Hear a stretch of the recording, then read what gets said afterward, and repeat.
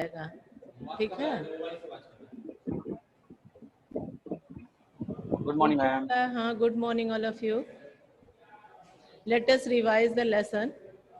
Which one? Agriculture. Agriculture को revise किया जाए, है ना, रिवीजन है। और उसके बाद जब समय बचता है तो हम लोग sectors of the Indian economy, इसको इंट्रोडक्शन किया जाएगा, इसके ऊपर चर्चा की जाएगी। तो पहले सारे बच्चे कनेक्ट हो जाएं, फिर उसको कंटिन्यू किया जाए।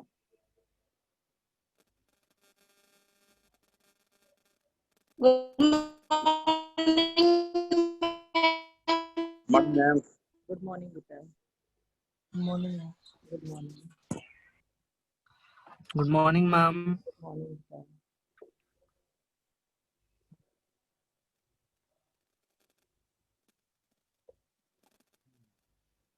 मैम भूदान। हाँ, बहुत सही। 2 दिन पूछे हो भूदान, जब पूछ रहे हो तो चली जा रही है कनेक्शन, है ना। चलो आज उसको कंप्लीट ही कर देते हैं। तुम लोगों को क्या करें, उसको रिवाइज करके एज ए समरी ऐसे समराइज कर दें कि उसको पढ़ के एक लाइन समझा दें, जैसा मन है समराइज कर वैसे। दीजिए। समराइज कर समझा दीजिए। कह रहा है कि समराइज कर दीजिए, ठीक है। समझा दीजिए। 2 in 1 किया जाए। समझा तो चुके ही हैं, लेकिन अब तुम लोगों को समराइज कर दें। चलिए, बहुत बड़ा नहीं है, छोटा सा है। भूदान ग्रामदान को आज फिर से पढ़ ही लिया जाए, ठीक है। और किसका क्या डाउट है रखो आज, क्योंकि ये डाउट क्लास ही है। Okay, this is your doubt class related to all the subject, history, civic, geography, economics. किसी से भी जो भी पूछना है पूछ लो। और जब तुम लोग का डाउट खत्म हो जाएगा तो फिर हम लोग इकोनॉमिक्स का सेकंड लेसन स्टार्ट करेंगे। क्या हुआ? ज्योग्राफी आ रहा हूँ। Hello. Okay, let us continue. ये बच्चा बेचारा 2 दिन से पूछ रहा है मैडम भूदान ग्रामदान, जैसे उसको आंसर देने की तैयारी हो रही है वैसे ही बस कनेक्शन चला जा रहा है। आज उसी की बारी है, 2 दिन अप्रोच कर चुका है ये, ठीक है बेटा। चलो हम लोग स्टार्ट करते हैं। भूदान ग्रामदान है क्या ये? तो भूदान का मतलब है भूमि का दान, डोनेशन ऑफ द लैंड। और ग्रामदान का मतलब क्या है? Donation of the village. ग्राम का मतलब गांव, विलेज, और जो विलेज को ही डोनेट कर दिए। ऐसा एक मूवमेंट चल गया था। किसने चलाया था? विनोबा भावे ने। Who was Vinoba Bhave? तो ये विनोबा भावे जो है ये महात्मा गांधी के बहुत ही अच्छे अनुयायी यानी कि शिष्य। He was a prominent disciple of Mahatma Gandhi. उसको अपने हायर के रूप में भी गांधी जी मानते थे। तो इसीलिए गांधी जी जब शहीद हो गए, उनका जब मार्टरडम हो गया, जब उनकी हत्या कर दी गई, तो विनोबा भावे ने सोचा कि उनकी जो इच्छाएं थी ग्राम स्वराज से संबंधित, उसको पुनर्जीवित किया जाए और उसको पूरे तरीके से प्रैक्टिकली यूज किया जाए। इस उद्देश्य से वो क्या किए, गांव गांव पैदल, on foot, he started travelling. अपने पैरों से पद यात्रा करने लगे। ऐसी नहीं कि हाँ बहुत सारे गांव से होकर गाड़ी से गए, हेलो हाय बाय बाय करके चल दिए, नहीं। पैदल गए, वहां रुके, वहां के गांव वालों से बात किया इन लोगों ने। उसके बाद जैसे जैसे उनको लोगों की जिस तरह की आइडियोलॉजीज मिलती गई, लोगों की जो जो प्रॉब्लम्स थी, उन सब के बारे में उन्होंने काफी डिस्कशन किया। और उसके बाद उन्होंने जो स्टेप उठाया वो ब्लड लेस रेवोल्यूशन कहा जाता है। एक तरीके का यह आंदोलन बन गया और इसमें बहुत सारे लोगों ने, बड़े बड़े जमींदारों ने भी अपने जमीन को दान कर दिया। कई कई लोग तो गांव के गांव भूमिहीन लोगों को बसा दिए, उनको रहने के लिए दे दिए। और इस तरह का करने का मुख्य मकसद ये था कि लोगों को डर था कि लैंड सीलिंग एक्ट जो चल रही है, शुरू कर दिए तुम लोग घुर घुर घुर घुर। ऐसा करोगे तो म्यूट करना है, और कहा गया है नीचे से आज इंस्ट्रक्शन है कि आज म्यूट ना किया जाए, हम लोग इधर से चेक कर रहे हैं। और जो शैतानी करेगा उसको रिमूव कर दिया जाएगा, एंट्री नहीं लेने दिया जाएगा। तो अब सोचो कि क्या करना है।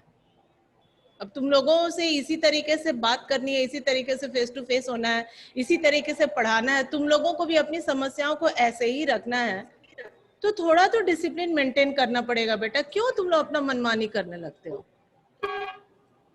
तो गांधी जी ने जो भी अपने ख्वाबों को देखा था, जो भी ड्रीम थी उनकी, उनको फुलफिल करने के लिए विनोबा भावे ने अपना स्टेप उठाया और ऐसे ही पैदल यात्रा करते करते वो आंध्र प्रदेश में पहुंच गए। Andhra Pradesh is a state in our country, और वहां का एक इलाका था पोचमपल्ली। वहां जब पहुंचे तो वहां के किसानों ने इनसे कहा, विनोबा भावे से, कि हम लोगों को भी कुछ जमीन मिल जाती। वो कैसे किसान थे? वो भूमिहीन, लैंडलेस फार्मर्स थे। वो, उनको अपनी जमीन नहीं थी उनके पास, उनको दूसरे के जमीनों पर काम करना पड़ता था, और वहां जब वो काम करते थे तो उसके बदले उन्हें जो भी वेजेस दिए जाते थे, बस उनको उसी से सेटिस्फेक्शन करना पड़ता था। अच्छे से ट्रेन की विसिल लगा दो, कोई बस की विसिल लगा दो, कोई स्कूटर की विसिल लगा दो, और अच्छे से पढ़ाई कर लो। Very good, nice students. तो अब हाँ बोलो, कौन कर रहा है पीपा? मैं म्यूट कर दीजिए, उसके बाद पढ़ाइए। हाँ बाबू, म्यूट नहीं करने का आज इंस्ट्रक्शन मिला है कि देखा जाए कि कौन क्या कर रहा है, फिर उसको रिमूव किया जाएगा। आज ऐसे ही इनको पढ़ाया जाए। देखते हैं कि हमारे बच्चे क्या करते हैं, कितना करते हैं, क्या क्या शैतानी इनसे बन पड़ता है, करते हैं, क्योंकि कोई और भी वॉच कर रहा है। जरूरी नहीं कि खाली हम यहाँ पढ़ाने में है और तुम यहाँ पढ़ने में हो, बस ऐसा नहीं है। वॉच किया जा रहा है रेगुलरली। आपकी क्या प्रतिक्रिया है इसके ऊपर नजर रखी जा रही है। इसीलिए थोड़ा सा डिसिप्लिन में रहोगे तो बेहतर होगा मेरे बच्चों, मेरे प्यारे बच्चों, my dear children, this is for you. We all are teaching you for your examination, for your interest. तुम्हारी रुचि के अनुरूप पढ़ाई हो, हम लोग भी यही चाहते हैं। और दूसरा ऑप्शन है नहीं, क्लासेस बुला करके अभी करा पाना संभव नहीं है जब तक गवर्नमेंट के इंस्ट्रक्शन नहीं आ जाते। तो जब ऑनलाइन ही क्लासेस चलेगी तो आपस में तो थोड़ा सा, जब हम लोग कंप्रोमाइज करने को तैयार हैं तो तुम्हें भी करना चाहिए। सर्टिफिकेट आपको मिलेगा, आपने क्लास 10th पास कर लिया। हमारे पास तो ऐसा कोई सर्टिफिकेट नहीं कि हमने पास करा दिया, पता नहीं कितने सारे क्लासेस पास हो के चले गए हम लोगों के अंडर में। तो थोड़ा तो बेटा समझदारी लाओ, थोड़ा सा कोशिश करो कि हम अच्छे बच्चे बने, और यही आदतें बाद में कैरेक्टर बन जाएगी। होता है ना कि character is the bundle of habits. जैसी आदतें पालोगे उसी के आधार पर चरित्र निर्माण हो जाएगा, और एक अच्छा चरित्रवान इंसान बनने की कोशिश करो, अच्छे नागरिक बनने की कोशिश करो मेरे बच्चों। ये सब आप ही के लिए हो रहा है। कोई पेरेंट नहीं चाहता होगा कि मेरा बच्चा बदमाश, शैतान और अनुशासनहीन बने। हर कोई चाहता है कि मेरा बच्चा अच्छा बने, सोसाइटी का एक अच्छा नागरिक बने, और हमारे सोसाइटी के साथ साथ अपने कंट्री को भी एक डेवलप कंट्री बनाने में अपना कंट्रीब्यूशन दे। तो थोड़ा सा अच्छे से रहो, अच्छे से पढ़ो और सहयोग करो। We need your cooperation also my children. चलिए आगे इसको पढ़ा जाए। हाँ बोलिए। Hello ma'am. Ma'am sorry ma'am, मैंने वो गलती से अपने आप को वो ऑन कर लिया था, उसी में ट्रेन जा रही थी, उसी का आवाज चलने लगा। हाँ बेटा, तो वो होता है ना, यही चीज तो कहते हैं कि तुम लोग को समझ ही नहीं आता है कि हम लोग ऑन कर दिए हैं कि नहीं किए हैं। घर की भी आवाजें यहाँ सबके सामने सर्कुलेट हो जाती है, आपको पता ही नहीं चलता है। तो वही चीज तो आपको अलर्ट रहना है कि मैम अब आप, नहीं होगा। हाँ मेरे बच्चे, हम जान रहे तुम लोग अभी इतने मैच्योर्ड नहीं हो, बहुत सारी चीजें मिस कर देते हो। तो अनम्यूट कर लो। जब बोलना होगा या तुम लोगों से जब पूछा जाएगा तब अपने आप को अनम्यूट करके आंसर देना। अभी सब लोग म्यूट हो जाओ, और जब दिक्कतें होंगी तो फिर हम लोग फेस टू फेस ऐसे ही तो बात करेंगे। ठीक है? Okay, let us continue the lesson topic. What is the topic? Bhoodan और ग्रामदान। चलिए शुरू करते हैं। Mahatma Gandhi declared Vinoba Bhave as his spiritual higher. अपने आध्यात्मिक उत्तराधिकारी के रूप में महात्मा गांधी ने विनोबा भावे को ही डिक्लेयर किया। He also participated in Satyagraha as one of the foremost satyagrahis. तुम लोग अभी पढ़ोगे, नेक्स्ट टॉपिक अभी वही पढ़ाना है। सेक्टर्स ऑफ इंडियन इकोनॉमी के बाद सेकंड लेसन पढ़ोगे। कौन सा? कौन सा? नेशनलिज्म इन इंडिया, उसमें सत्याग्रह पढ़ोगे। तो जो सत्याग्रह होता था, गांधी जी के द्वारा सत्याग्रह किया जाता था, उसमें बहुत सारे उनके जो फॉलोअर्स थे, उनके जो वॉलंटियर्स थे, जो उनके साथ साथ उस सत्याग्रह में हिस्सा लेते थे, उसमें से एक विनोबा भावे भी थे। बहुत बार उन्होंने सत्याग्रह में अपना योगदान दिया गांधी जी के साथ। तो अब देखो क्या करते हैं वो। He was one of the voters of Gandhiji's concept of Gram Swaraj. After Gandhiji's martyrdom, Vinoba Bhave undertook Padyatra to spread Gandhiji's message, covered almost the entire country. पूरे देश में उनकी विचारधारा को फैलाने के लिए, लोगों तक पहुंचाने के लिए उन्होंने पदयात्रा किया। Once when he was delivering a lecture of Pochampalli in Andhra Pradesh, some poor landless villagers demanded some land for their economic well-being. Vinoba Bhave could not promise it to them immediately, but assured them to talk to the government of India regarding provision of land for them if they undertook cooperative farming. यहाँ पर क्या दिया गया है, देखो, cooperative farming दिया गया है। कोऑपरेटिव मतलब आपस में सहयोग करके, यानी कि अलग अलग अपना सेपरेट सेपरेट खेत नहीं, सामूहिक खेती यदि वो करने को तैयार होंगे तो उन्होंने ये आश्वस्त किया, वादा नहीं किया कि हाँ मैं दे दूंगा। उन्होंने कहा कि यदि आप लोग मिल करके खेती करना चाहेंगे तो मैं कोशिश करूंगा और सरकार से बात करूंगा। तो इन्होंने क्या किया, वहां के जो आंध्र प्रदेश के जो भी सरकार थी उससे इन्होंने बात करने का प्रयास किया।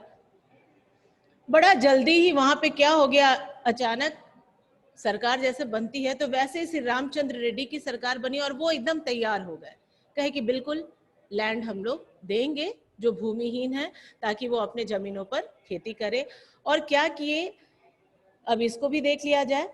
Suddenly Shri Ramchandra Reddy stood up and offered 80 acres of land to be distributed among 80 landless villagers. 80 एकड़ जमीन देने को तैयार हो गए। कौन? श्री रामचंद्र रेड्डी। और उन्होंने कहा कि 80 गांव वालों को, ये, हाँ बेटा बोलो, 80 एकड़ जमीन दे दी जाए। श्री रामचंद्र रेड्डी की जो जमीन थी मैम, उनकी थी जमीन, नहीं, पूरे जो उन्होंने दान में दिया।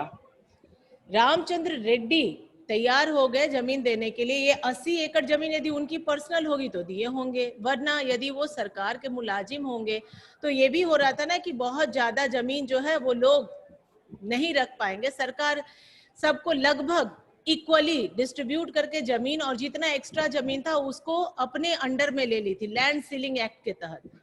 तो रामचंद्र रेड्डी जो थे, अब यहाँ बेटा ये तो मेरे पास क्लियर नहीं है, अब इसको हम सर्च करके बताएंगे, या तुम लोग भी सर्च कर सकते हो। ये क्वेश्चन तो अच्छा पूछे, इसके लिए तो अभी तक कोई क्वेश्चन ही नहीं किया, मेरा भी दिमाग नहीं गया इधर कि वो अपनी जमीन दिए थे कि सरकारी जमीन दिए थे। अब यहाँ पे तो कंट्रोवर्सी हो सकती है, ये भी हो सकता है कि सरकार के अंडर में बहुत सारी जमीनें रहती किसी न किसी काम में, उसमें से दे दिया हो, या ये भी हो सकता है कि उनकी पर्सनल जमीन हो उसे वो दे दिए हो। ये मुझे भी क्लियर नहीं है। अब गलत कुछ भी तुम्हें मैसेज बेहतर है कि उसको हम गांव वालों का जमीन होगा। अब तुम लोग तुक्का मत मारो, उतना तुक्का हम लोग भी मार सकते हैं। हाँ क्या बेटा? अगर गांव वालों का जमीन होता तो गांव वाले कहाँ जाते? उनके पास जमीन।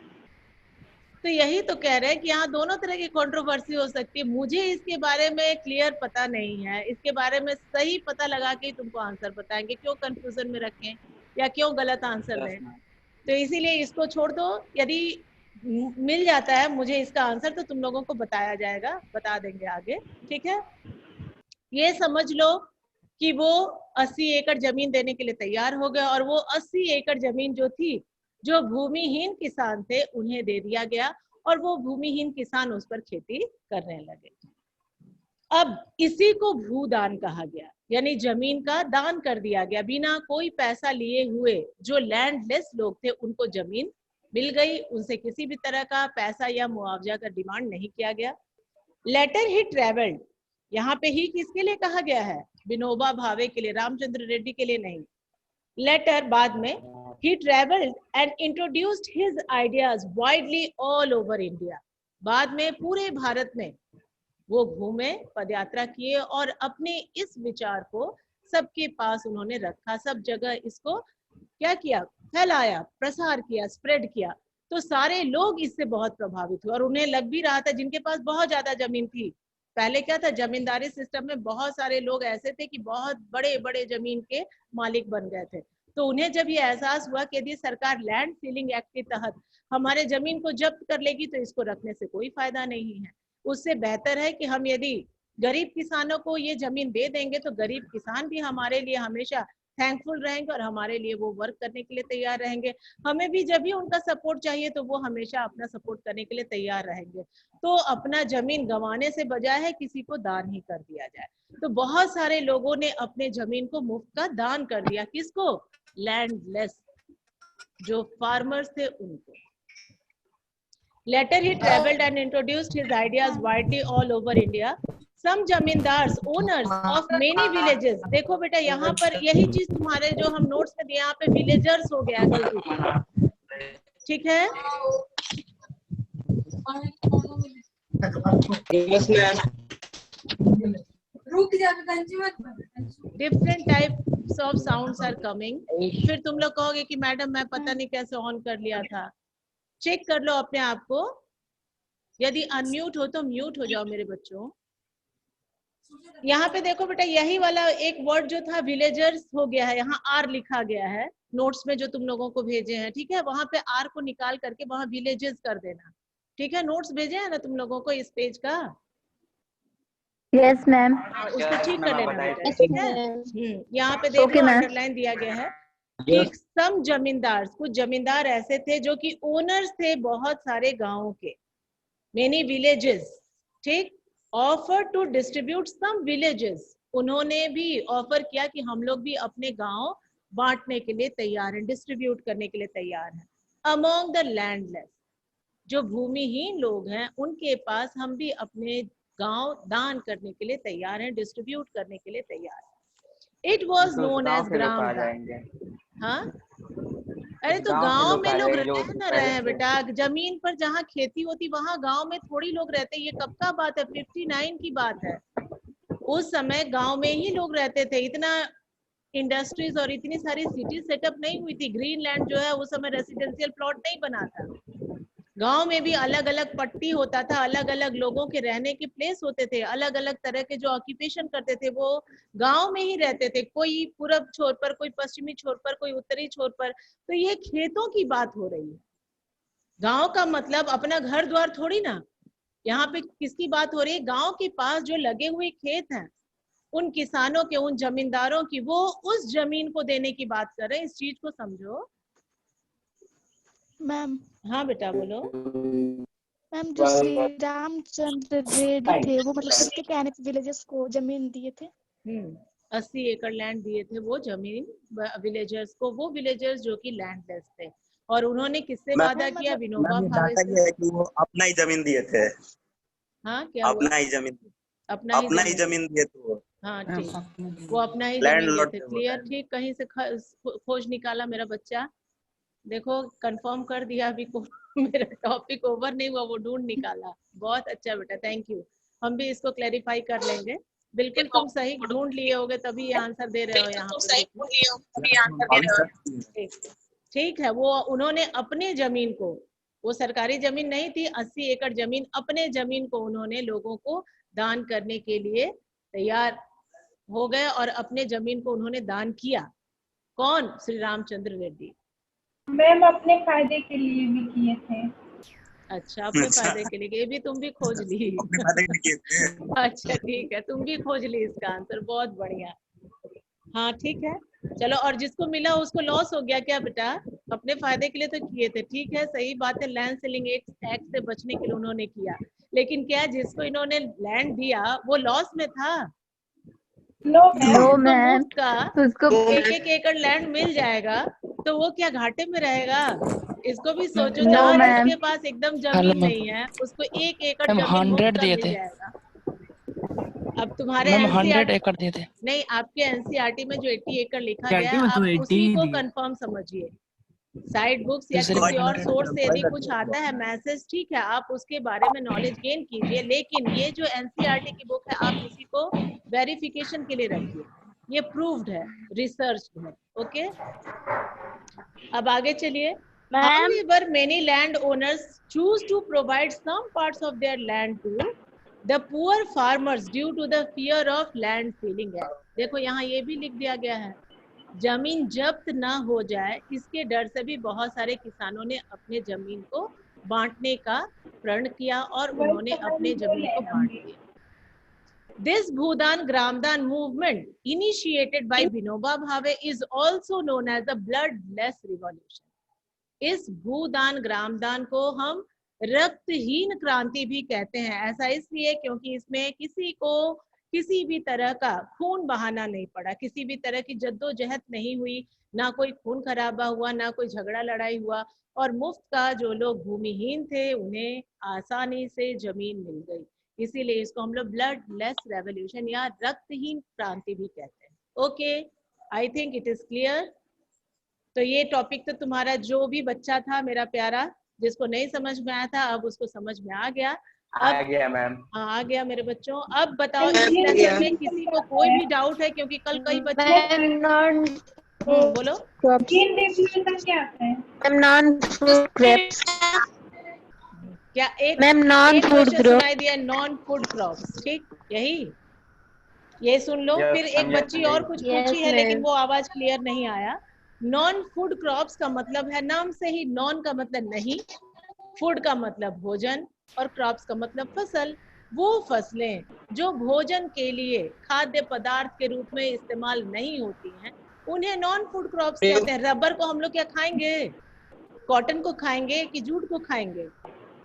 जो नहीं हम खाते हैं, फूड के लिए जिस क्रॉप का इस्तेमाल नहीं होता है वैसे क्रॉप्स को नॉन फूड क्रॉप्स कहा गया. इसमें क्या दिक्कत है?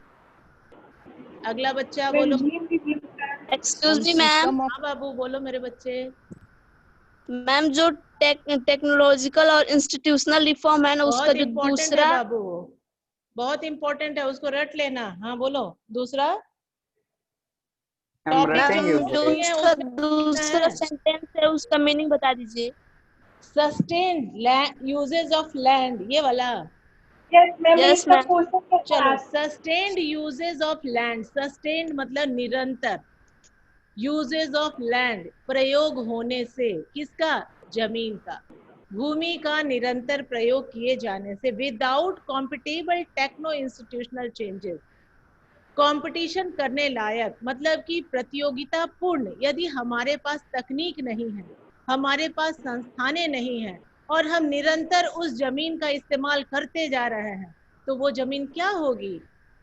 वो जमीन अनफर्टाइल हो जाएगी, वो बैरन हो जाएगी. उसको फैलो लैंड के रूप में छोड़ना पड़ेगा फर्टिलिटी गेन करने के लिए. तो वही चीज यहाँ दिया गया है, have hindered the pace of agricultural development. इसने hindered का मतलब रुकावट, बाधा. the pace मतलब रफ्तार, जो जिस तीव्र गति से हमारा प्रोडक्शन होता वो रफ्तार को बाधा पहुंचाया है. किसने? यही विदाउट कॉम्पिटेबल टेक्नो इंस्टीट्यूशनल, जो हमारे पास टेक्निक और इंस्टीट्यूशंस नहीं है जिसको कि हम आज के समय में दुनिया के अलग अलग भागों के साथ प्रतिस्पर्धा कर सकें. इस वजह से हमारे जो भी एग्रीकल्चरल डेवलपमेंट की रफ्तार है उसको इसने बाधा पहुंचाया है. ये तो बहुत क्रिटिकल हो गया सेंटेंस. सिंपल वर्ड में तुम समझ लो कि जो हमारे यहाँ न्यू टेक्नोलॉजी और न्यू इंस्टीट्यूशंस, जो लेटेस्ट इंस्टीट्यूशंस नहीं थे, इसके अभाव में हम लोगों के पास जो भी जमीन थी उस पे हम लोग निरंतर खेती करते रहते थे. और इससे क्या थी कि जमीन की जो उपजाऊपन है, उर्वरकता है, फर्टिलिटी है, वो धीरे धीरे कम हो रही थी और जितना हमारे एग्रीकल्चर में डेवलपमेंट होना चाहिए था उतना नहीं हो पा रहा. क्लियर? समझ में आया बेटा? Yes ma'am. ठीक, अब बोलो अगला टॉपिक क्या पूछना है? Ma'am KCC. Ma'am KCC.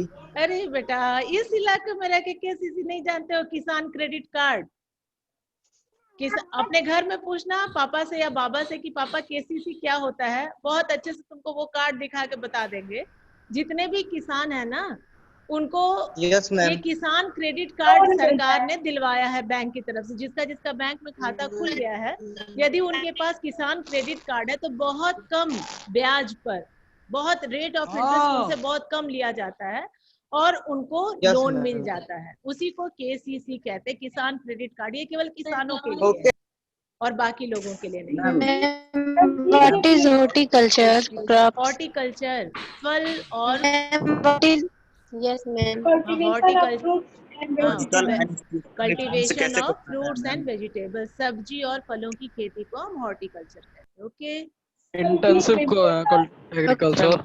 Intensive तो पढ़े हो, स्टार्टिंग में 8 में भी पढ़े हो। जब लैंड कम होते हैं, उस पर वर्क करने वाले, प्रोडक्शन करने वाले लोग ज्यादा होते हैं, लैंड पर प्रेशर होता है, और कम ही लैंड से जब हम ज्यादा से ज्यादा प्रोड्यूस करना चाहते हैं, तो उस तरह के फार्मिंग को इंटेंसिव सब्सिस्टेंस फार्मिंग कहा जाता है। ओके मैम, मैम, बोलो मेरे बच्चे।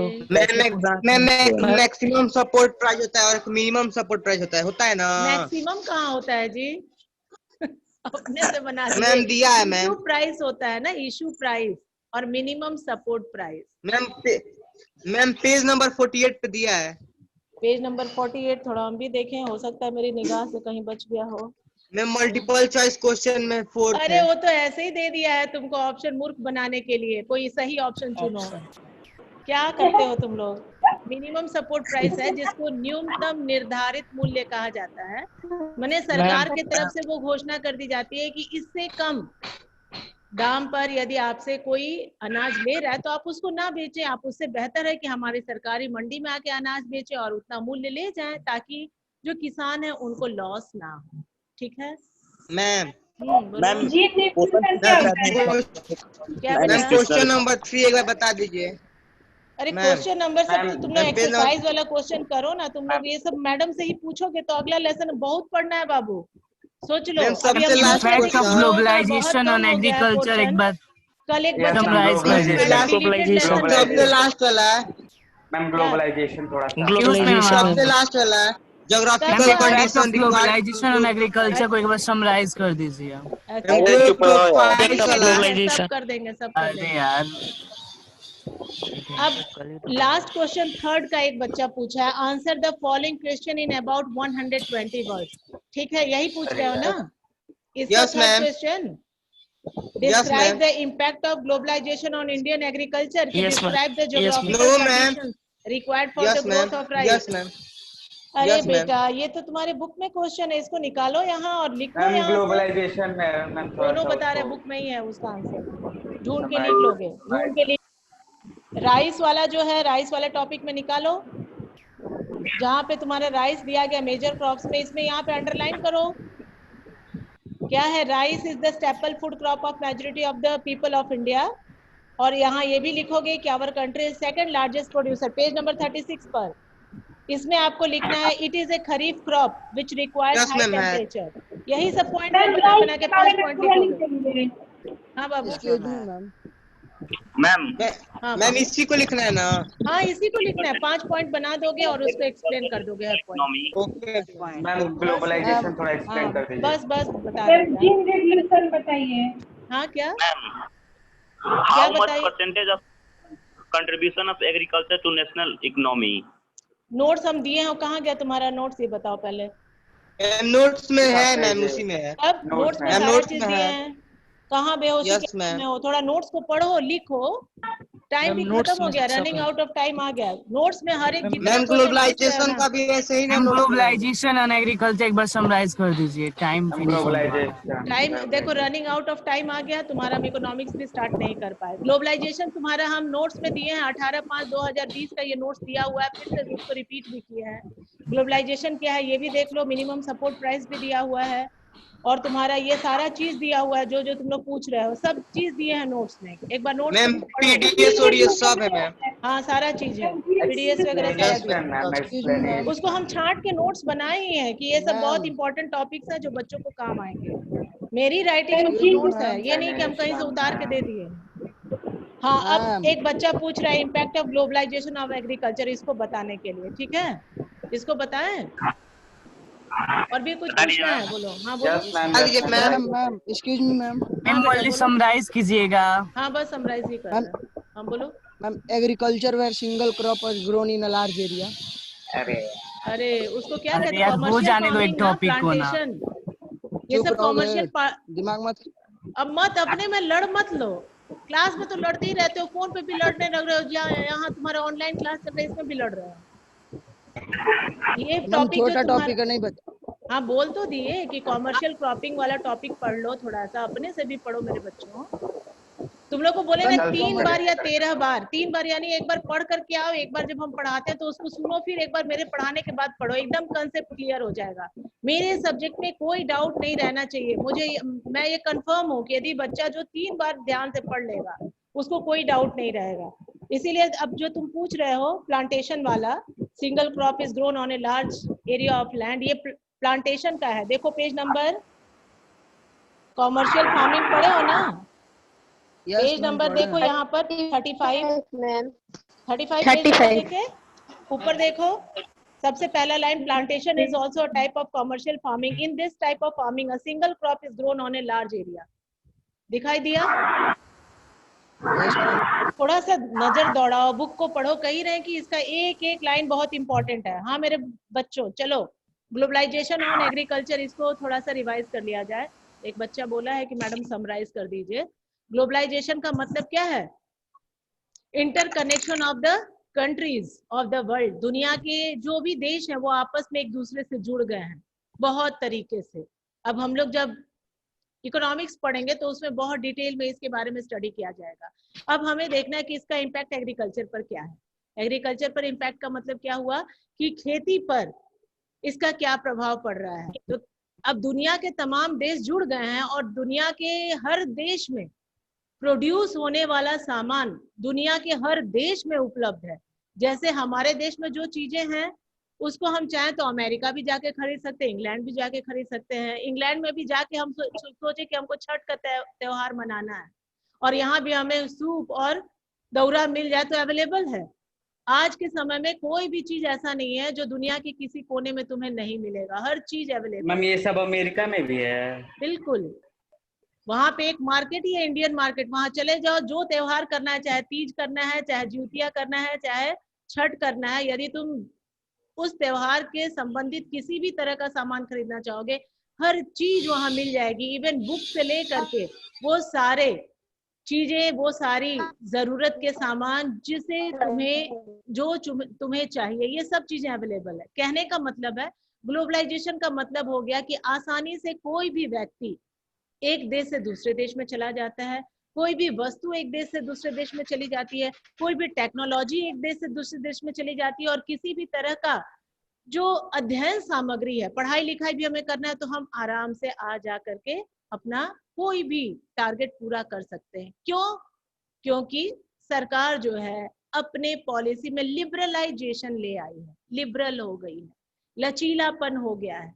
जो पहले बैरियर्स लगे हुए थे, स्पेशली ट्रेड बैरियर्स, बहुत रेस्ट्रिक्ट थे, आसानी से कोई भी विदेशी वस्तु हमारे यहाँ नहीं आ सकती थी। जब हम लोग तुम्हारे जैसे थे, क्लास 8-9 में पढ़ते थे, तो कोई ऐसे हम लोगों की फ्रेंड होती थी जिसके मामा रह रहे हैं सिंगापुर में, किसी के मामा रह रहे हैं इंग्लैंड में, यदि वो एक टॉफी भी लाती थी तो कहती थी इम्पोर्टेड है। हम लोग बड़ा ध्यान से देखते थे, जबकि यही सब टॉफी जैसा रहता था। अभी तो देख रहे हो वैरायटी ऑफ चीजें हमारे यहाँ अवेलेबल है, सब चीज कॉमन हो गया है। लेकिन उस समय हम लोग बड़ा आंख फाड़ फाड़ के देखते थे, अरे देखो इंग्लैंड का टॉफी है, ये देखो सिंगापुर का चॉकलेट है, क्योंकि वो सारी चीजें, वो सब चीजें बहुत रेस्ट्रिक्टेड थी। बहुत रेयरली हमें देखने को मिलता था कि विदेश की वस्तुएं हमारे यहाँ अवेलेबल हो जाए। आज के समय में ये सब चीजें बहुत सिंपल हो गई हैं ड्यू टू ग्लोबलाइजेशन। तो अब इसी से अब खेती को, फार्मिंग को आप कंपेयर करोगे, हाँ वही तो ग्लोबलाइजेशन हो गया है। अब क्या हो गया है, खेती के भी जितने भी टूल्स हैं, जो टेक्नोलॉजी है, जो गुड्स हैं, इवन फूड ग्रेन्स भी, हमारे देश की भी वस्तुएं दूसरे देशों में बेची जा सकती है, दूसरे देशों की भी वस्तुएं हमारे देश में आ सकती हैं। तो इससे क्या है, हमारे पास बहुत सारी वैरायटीज अवेलेबल हो गई और उन वैरायटीज को हम अपने चॉइस से खरीद सकते हैं। यानी जो कंज्यूमर है उसके लिए तो फायदे हो गए हैं, लेकिन जो प्रोड्यूसर है उसके लिए बहुत स्टिफ कंपटीशन हो गया है।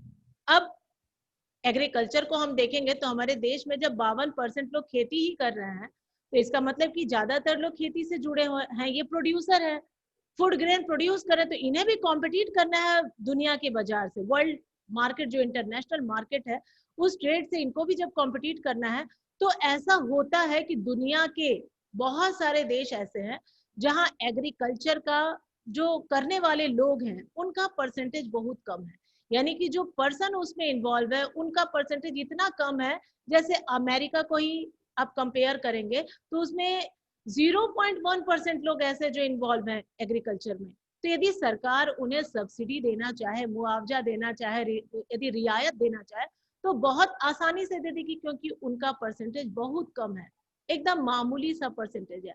सरकार को बहुत ज्यादा उसके लिए माथापच्ची करने का और बहुत ज्यादा इन्वेस्ट करने की जरूरत नहीं है, और वो आसानी से अपने काम को कर सकते हैं, बहुत सस्ते दामों में भी वो बेचने को तैयार हो सकते हैं, क्योंकि उसका मुआवजा सरकार उन्हें दे देगी। लेकिन हमारे यहाँ बिल्कुल उल्टा है, हमारे यहाँ आधे से अधिक आबादी जो है वो एग्रीकल्चर में ही इन्वॉल्व है। अब यदि सरकार रियायत देना चाहेगी भी तो कितने लोगों को देगी? शुरुआत में जो सब्सिडी रेट पे आता है, धड़ल्ले से जिन लोगों के पास अपना कार्ड होता है वो फट फट फट फट जाके खरीद लेते हैं, और फिर बाद में जो लोग जाते हैं उनके इस समय खाद खत्म हो जाता है, तो HYB सीड खत्म हो जाता है, फिर उनको मार्केट प्राइस पे खरीदना पड़ता है जो काफी महंगा होता है। बिजली वगैरह के चार्जेस इतने ज्यादा हो जाते हैं कि बेचारों को पानी पटाने के लिए यदि वो पावर सप्लाई लें तो उसका भी लागत बहुत ज्यादा लगता है। कहने का मतलब है कि आज की जो खेती है, फार्मिंग है, वो बहुत एक्सपेंसिव हो गई है, और यदि किसान इतना मेहनत करने के बाद यदि खेती करता भी है तो जरूरी नहीं कि उसका प्रोडक्शन अच्छा ही हो जाएगा। एक तो देख रहे हो इतना ज्यादा क्लाइमेटिक चेंज से परेशानी हो रही है कि जहां बहुत बारिश होती थी वहां सूखा पड़ रहा है, और जहां सूखा रहता था राजस्थान में, और देखो मध्य प्रदेश में भयंकर बाढ़ आ रहा है, गुजरात में बाढ़ आ जा रहा है। देख के आश्चर्य लगता है कि उन सारे स्टेट्स में जहां बारिश बहुत कम होती थी, western part of our country, वहां अभी बहुत ज्यादा बाढ़ आ जा रहा है, ओवरफ्लो होने लग रही है नदियां। और जहां अभी हम लोग यहाँ पानी का इंतजार कर रहे हैं कि धान के लिए पानी चाहिए क्योंकि यहाँ होता था, अब देखो बारिश हो ही नहीं रही है, धूप तेज निकल जा रहा है।